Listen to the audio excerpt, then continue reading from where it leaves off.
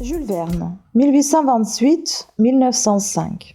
Jules Verne a écrit 80 romans ou longues nouvelles, publié plusieurs grands ouvrages de vulgarisation comme Géographie illustrée de la France et de ses colonies, 1868, Histoire des grands voyages et des grands voyageurs, 1878, Christophe Colomb, 1883.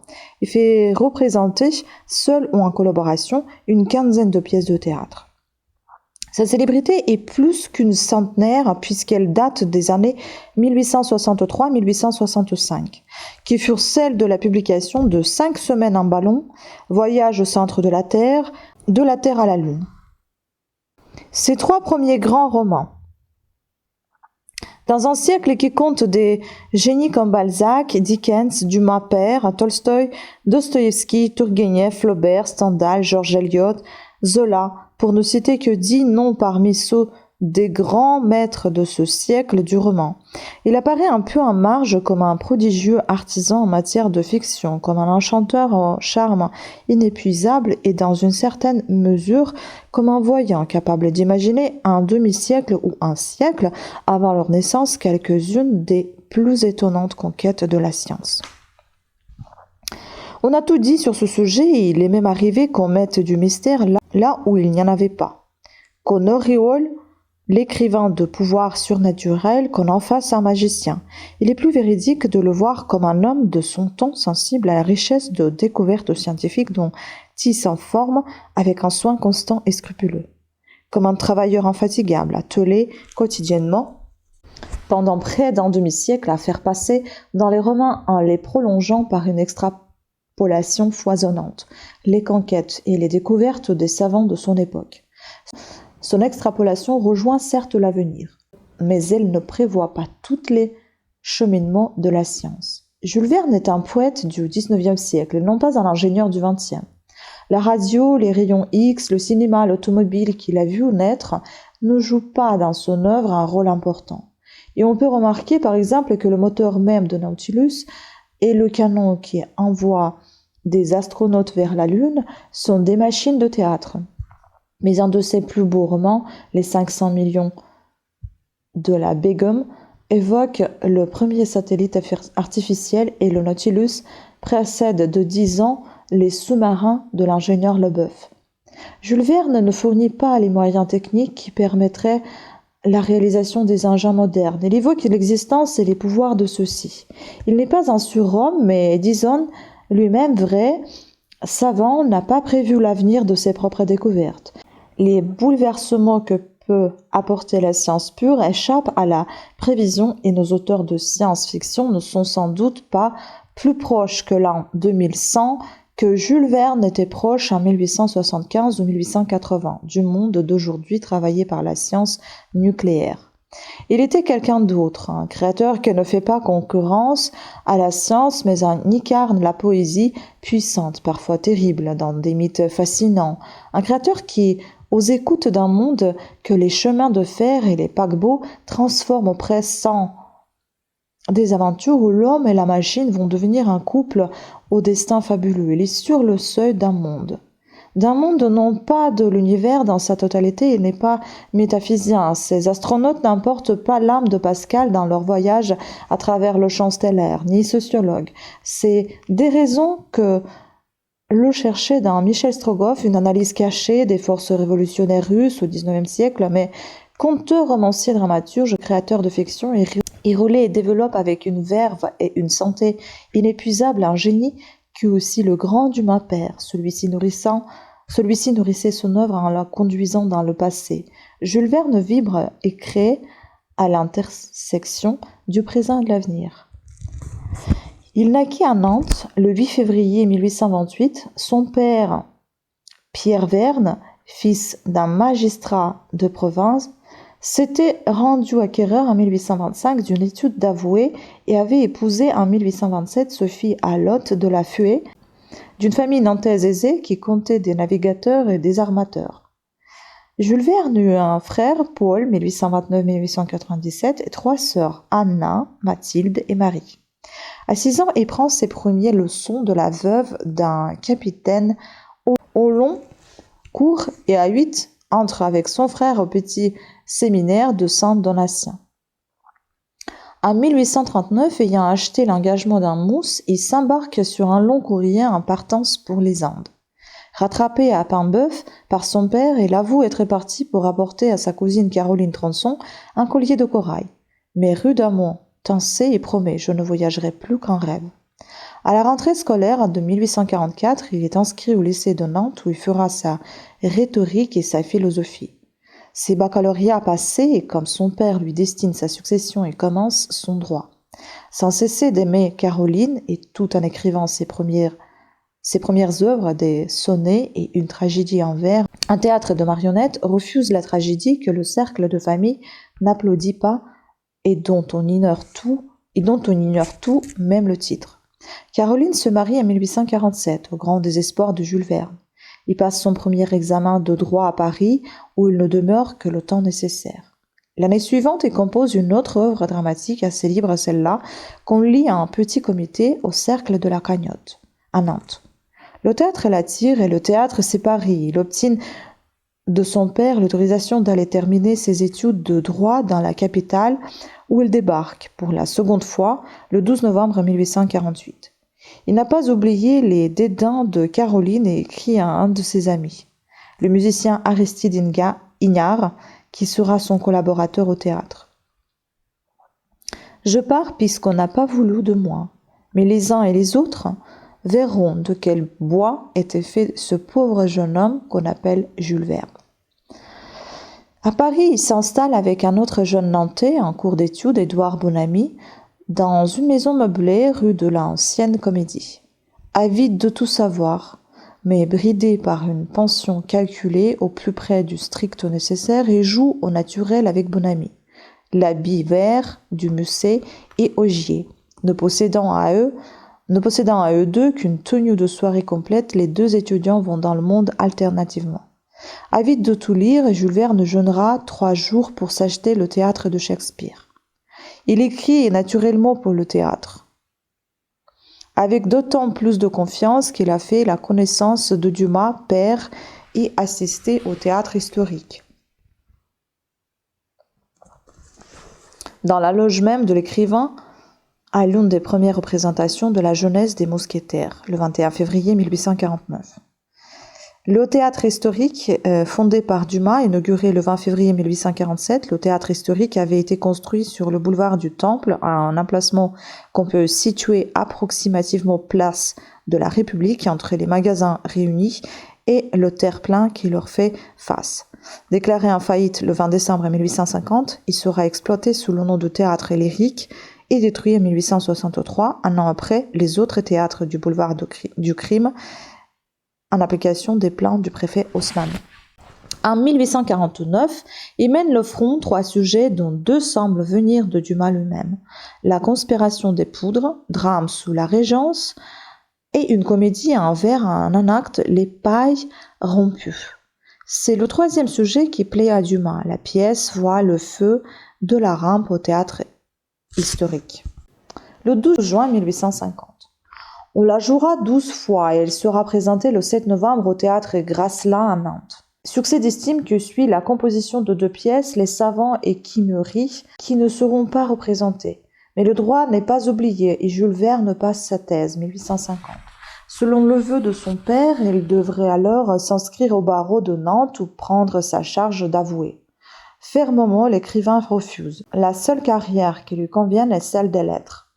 Il ne quitte pas Paris et pour boucler son budget, doit donner des leçons.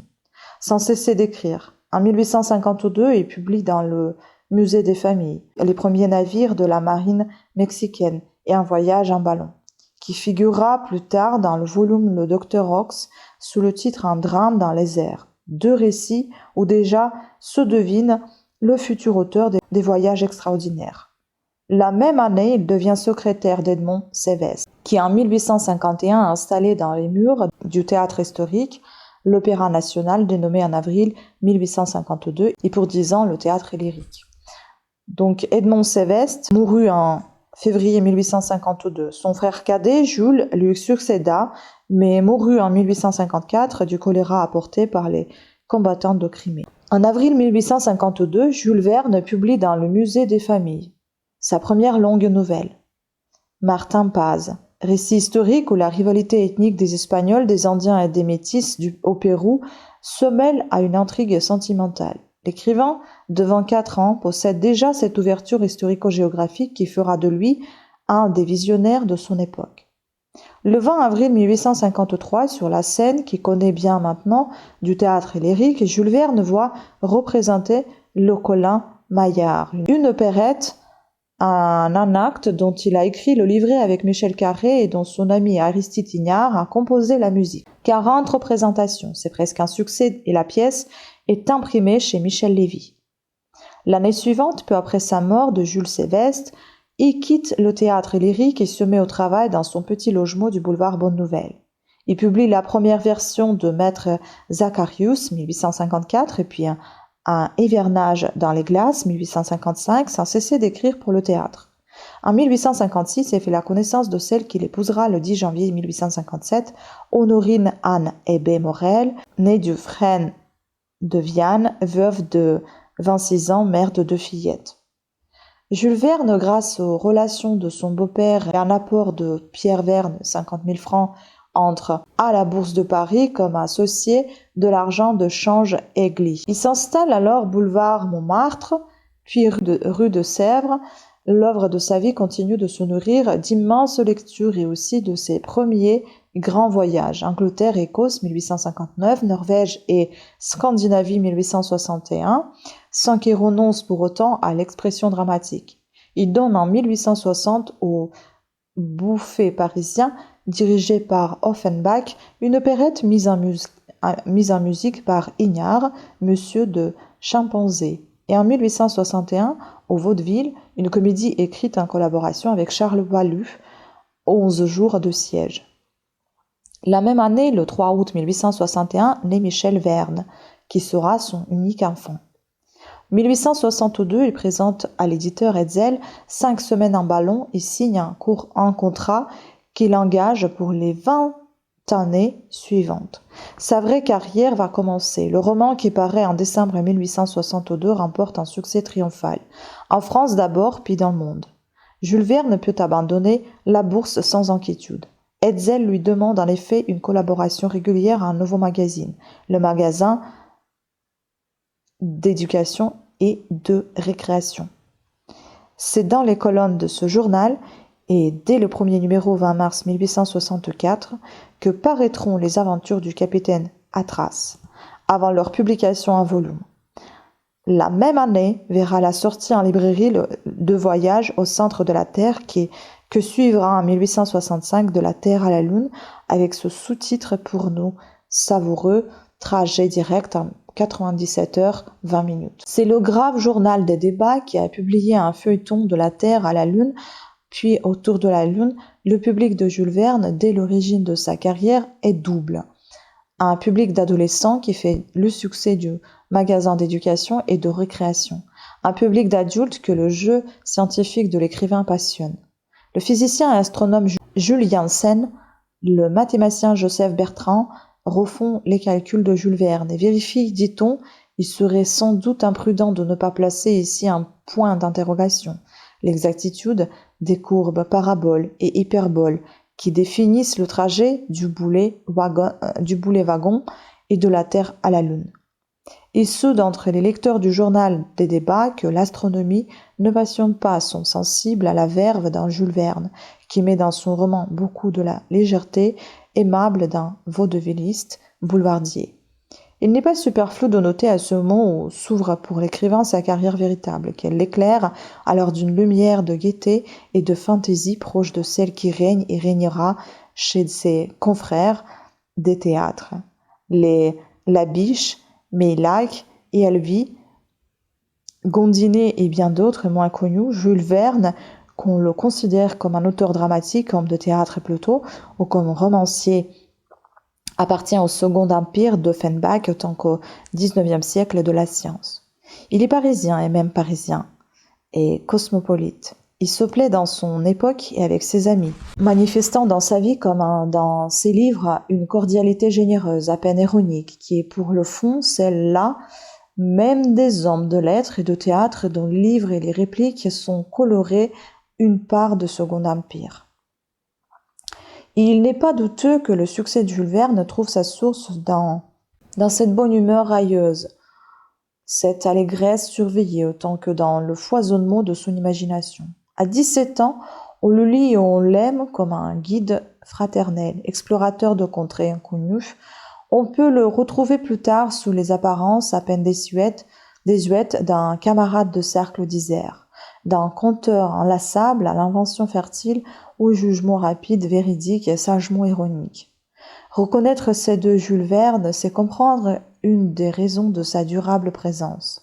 Son succès est populaire dans ce sens qu'il se nourrit d'une approbation générale, voire d'une manière d'affection dont les racines sont profondes. On l'aime moins gravement que d'autres, sans doute Balzac, Hugo, Tolstoï, Flaubert, Zola, nous tiennent et nous gouvernent. Jules Verne est un compagnon d'une autre race, et sa voix est moins haute, mais elle est pleine et juste. Et surtout, peut-être, elle s'installe dans une durée, dans un monde. Il y a en effet un monde de Jules Verne extraordinaire et fraternel, ouvre sur l'imaginaire et d'une puissante ressemblance avec le réel.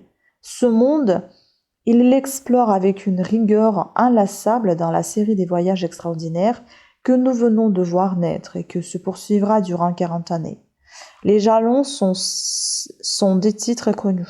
Les enfants du capitaine Grant, 1867, 20 000 lieues sous les mers, 1869, Le tour du monde en 80 jours, 1873, L'île mystérieuse, 1874, Michel Strogoff, 1876, Les Indes noires, 1877, Un capitaine de 15 ans, 1878, Les tribulations d'un Chinois en Chine, 1879, Les 500 millions de la Begum, 1879, Le rayon vert, 1882, Kéraban le Têtu, 1883, L'archipel en feu, 1884, Mathias Sandor, 1885, Robur le conquérant, 1886, 2 ans de vacances, 1888, Le château de Carpath, 1892, L'île à Hélice, 1895, Face au drapeau, 1896, Le superbe Orénoque, 1898, Un drame en Livonie, 1904, Maître du monde, 1904. On ne peut citer toutes les œuvres, mais le rapprochement devant d'entre elles suffit à évoquer les grands moments d'une réussite quasi continue que l'écrivain, on le sait, avait préparé, sinon prévu, de longue main. Cette préparation explique sinon la fécondité de Jules Verne, du moins une solidité que l'abondance menacera rarement. S'il n'a pas écrit seulement des romans de premier ordre, il n'a rien publié d'indifférent. Il avait une conscience artisanale, on en a la preuve maintes fois répétée dans ses lettres, et une dure exigence envers lui-même. Ces années de grande production sont pour l'essentiel organisées selon le travail en cours. Voyages, lectures, compositions se succèdent et surtout s'enchaînent. En 1866, après ses premiers succès, il loua une maison au Crotoy, dans l'estuaire de la Somme, et bientôt achètera son premier bateau baptisé du prénom de son fils, le Saint-Michel. C'est une simple chaloupe de pêche que quelques aménagements rendront propre à la navigation de plaisance, un lieu de travail aussi, un instrument de travail et de connaissances concrètes. Croisière sur la Manche, descente et remontée de Seine. C'est dans ces petits voyages que naissent peu à peu les voyages extraordinaires. Jules Verne ne se contente pas longtemps des fleuves et des côtes. En avril 1867, il part pour les États-Unis avec son frère Paul à bord du Great Eastern, grand navire à roues construit pour la pose du câble téléphonique transocéanien. Et au retour, il se plonge dans 20 000 lieues sous les mers dont il écrit une grande partie à bord du Saint-Michel, qu'il nomme son cabinet de travail flottant. En 1870-1871, Jules Verne est mobilisé comme garde-côte au Crotoy, ce qui ne l'empêche pas d'écrire. Quand la maison Hetzel reprendra son activité, il aura 4 livres devant lui. En 1872, il s'installe à Amiens, ville natale et familiale de sa femme.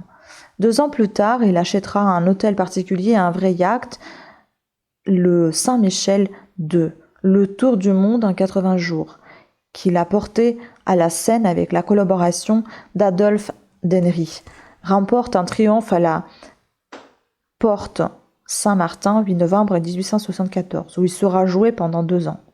Livres, croisières, vie bourgeoise, c'est un équilibre où le travail joue le premier rôle. Le travail et l'argent, Jules Verne sait fort bien gérer le patrimoine littéraire que représentent ses romans et leurs suites. La période de 1872 à 1886, disent ceux qui furent les témoins de sa vie, fut l'apogée de sa gloire et de sa fortune. Au calendrier des romans et des pièces, le Dr Ox, musique de Offenbach, sur un livret de Philippe Gilles et Arnold Mortier, 1877, Les enfants du capitaine Grant avec Adolphe Denry, 1878, Michel Strogoff, idem 1880, Voyage à travers l'impossible, idem 1882, Matthias Sandorf de William Busnach et Georges Morens, 1887. Il faut épingler quelques dates. Le grand bal travesti donné à Amiens en 1877, au cours duquel l'astronaute photographe Nadar, vieil ami de Jules Verne et modèle de Michel Ardan, auquel il a donné, par anagramme, son nom jaillit de le but de la Terre à la Lune. L'achat d'un nouveau yacht, le Saint-Michel III. La rencontre en 1878 du jeune Aristide Briand, élève du lycée de Nantes. Ses croisières en Norvège, Irlande, Écosse, 1880, dans la mer du Nord à la Baltique, 1881, Méditerranée, 1884. Il faut savoir que Jules Verne a nommé Briand un des personnages de 2 ans de vacances. On a commenté cette ressemblance des noms. Voir Marcel Moret, le très curieux Jules Verne, Gallimard, 1960. Son élection au conseil municipal d'Amiens sur une liste radicale que quelques biographes baptisent abusivement Ultra-Rouge, 1889. Il a perdu son père en 1871, sa mère en 1887, son frère Paul disparaîtra en 1897. En 1902, il est atteint de la cataracte. Il avait publié aussi, il faut savoir qu'il avait publié chez Hetzel un livre sur les croisières accomplies avec son frère à bord du Saint-Michel III de Rotterdam à Copenhague, 1881. Ma vie est pleine, aucune place pour la nuit. C'est à peu près tout ce que je demande, a-t-il écrit dans les années de gloire et de santé. En 1886 en 1887, après un drame dont on connaît peu de choses, et la vente de son yacht, il renonce à sa vie libre et voyageuse et jette l'ancre à Amiens, où il prend très au sérieux ses fonctions municipales. Faut savoir qu'il fut blessé de 2 balles de revolver par un jeune homme qu'on a dit atteint de fièvre cérébrale. Le romancier et l'administrateur sont satisfaits l'un de l'autre. Paris ne me reverra plus, écrit-il en 1892 à l'une de ses sœurs, 1884-1905. Les biographes de Jules Verne le montrent mélancolique, silencieux. Il cite ces lignes d'une lettre à son frère, 1er août 1894. Toute gaieté m'est devenue insupportable, mon caractère est profondément altéré, et j'ai reçu des coups dont je ne me remettrai jamais. Mais à cette citation, on pourrait en opposer d'autres sans ombre, et il est aventureux, pour le moins, de colorer tragiquement les dernières années de Jules Verne. Il travailla jusqu'à ce qu'il ne puisse plus tenir une plume. Quand je ne travaille pas, je ne me sens plus vivre, dit-il en présence de l'écrivain italien des Amicis. Il travaille se passionnant pour les aventures d'Arthur Gordon Pym, d'Edgar Poe, l'un des auteurs qu'il admire le plus, depuis 50 ans. Il écrit la suite des aventures du héros américain, le Sphinx des glaces. Il écrira encore 10 livres avant de mourir le 24 mars 1905, dans sa maison d'Amiens.